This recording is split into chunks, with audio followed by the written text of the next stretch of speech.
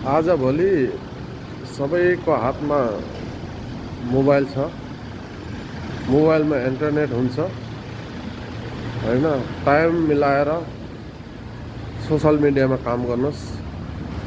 Social मिडियाको पनि एउटा क्राइटेरिया हुन्छ, त्यो क्राइटेरिया भित्र बसेर काम गर्नुहोस्। आज नहीं तो 4-5 साल को बाद सोशल मिडिया बहुत ही अगाडि जानेवाला छ।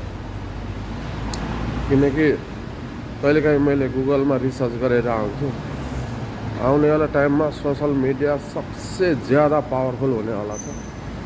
तो हातमा मोबाइल छ, इन्टरनेट छ, डाटा हाल्नुहोस्। वाइफाई छैन भने डाटा हाल्नुहोस्।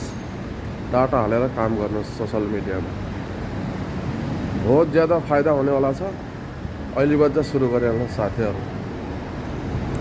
पछि 4-5 साल भित्रमा यो भिडियो उठाएर हेर्नु होला, तपाईहरुले धेरै फरक पाउनुहुनेछ, धेरै ज्यादा।